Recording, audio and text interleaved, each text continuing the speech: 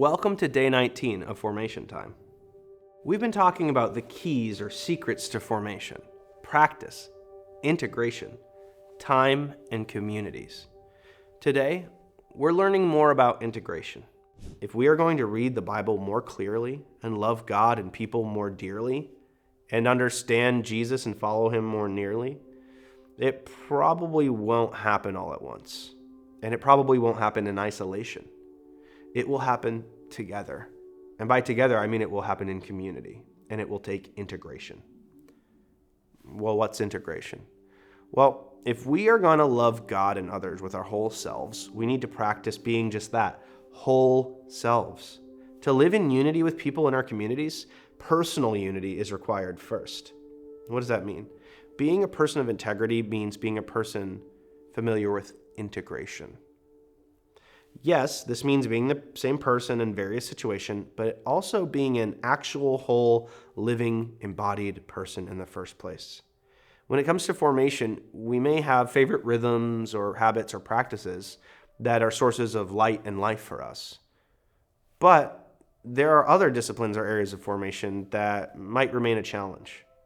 This is where integration comes in. The integration of postures, knowledge, and skills can be helpful in evening out our lives in the way we approach the Bible, the way that we approach God and even other people, and the ways we present ourselves in different times and places. So having a transformed life, a whole life, one of integrity, takes practice, lots of practice, including the practice of integration, bringing a lot of these different threads together. Some of this is alone, and some of this is in community. Some involves us abstaining or saying no to something. Other habits or practices involve engaging, saying yes. So let's ask ourselves some questions. Do I have a community I can worship God with? What elements of liturgy have been helpful for me? What is my relationship to spiritual disciplines? Does any discipline in particular stand out as something I might need more of in my life? What relationships do I have that could help me practice the Bible?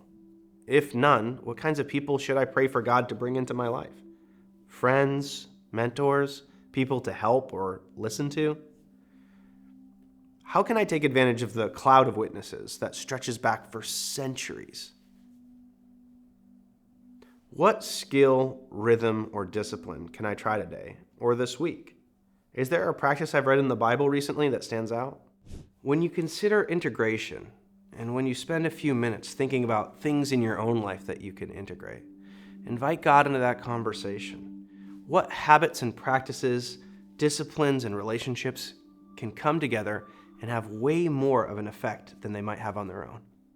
Don't forget about integrity and balance, the things that integration can bring to our lives as we practice and walk the journey of formation. Join me tomorrow when we take some time to learn about time.